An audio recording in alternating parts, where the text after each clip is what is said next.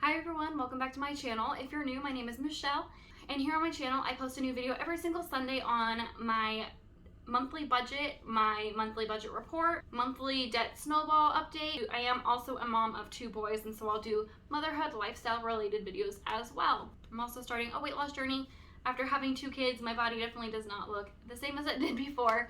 So I'm posting a new video every single Wednesday on my weight loss journey here as well. So if that's anything that you guys might be interested in, please subscribe. I would love to have you follow along on these journeys with me. So in today's video, I'm going to be doing my April budget report, where I basically just go through my entire budget that I did for April and see if everything played out the way it was supposed to, if I overspent, underspent, all of that good stuff.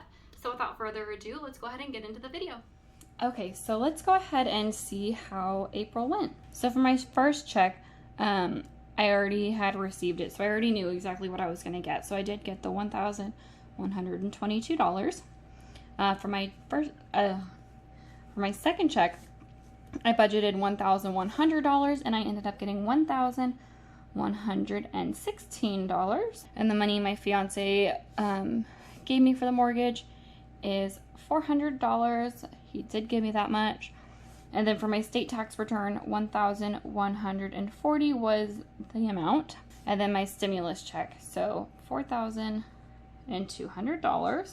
That was because I claimed myself and my 2 kids. So the total I budgeted for was $7,962, and it ended up being $7,978. Okay, so for my monthly expenses, my mortgage, I budgeted $1,364 and I paid $1,364. Okay, for my HOA, I budgeted $60 and I paid $60.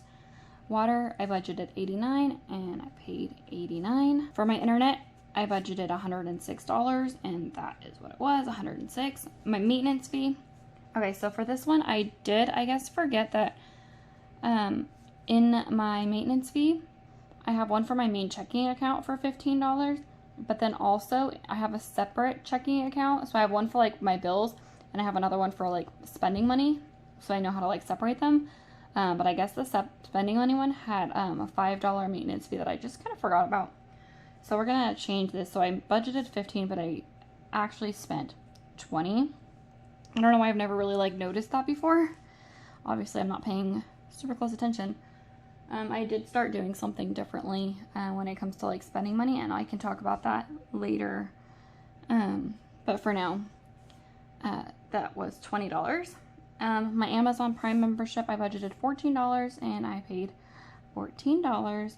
And then for my safety cushion, I budgeted $1 and I ended up with $4 as a safety cushion. Okay, so for my total monthly expenses, I budgeted for $1,649 and I ended up with spending $1,657. Okay, so next for my monthly debts, my Capital One card, I budgeted to pay $19 and I ended up paying $19. Target, I budgeted for $171 and I paid $171. Discover card, I budgeted to pay $5,263 and I paid $5,263. So what I budgeted for my total monthly debts was $5,453 and I paid $5,453. So I'm right on track on these for the most part. Next for my sinking funds, this is where I kind of overspent a little bit. I'm trying not to spend too much money and put all my extra money towards debt, but I'm not doing the best job with that. Okay, so for my groceries / household, I budgeted $550 for the month of April, just because of like Easter and everything, because normally I'll do $400. And I ended up actually adding to that. I ended up spending $566 into that. Gas, $120 is what I spent. Christmas, I have a separate fund, so I put $70 into that. And here is where I screw up almost all the time. My spending money, I budgeted $120 and I spent $312. So for my total sinking funds, I budgeted $860 and I ended up spending $1,068. I'm not even 100% sure how I spent so much extra in my spending money. The way I have my like sinking funds set up, So like if there was anything like left over from previously, I would have it for like next month or whatever. And I did end up taking a little bit of money out of my gas fund that I had left over and spending that. So that's why that seems so high compared to like what I budgeted for when my income wasn't like that much higher. That's what happened. I took money out of like other funds because I have a spending problem and I really need to stop. But anyway, if you take my total income and minus my expenses, my debts, and my sinking funds, you will get $0 left for a zero-based budget.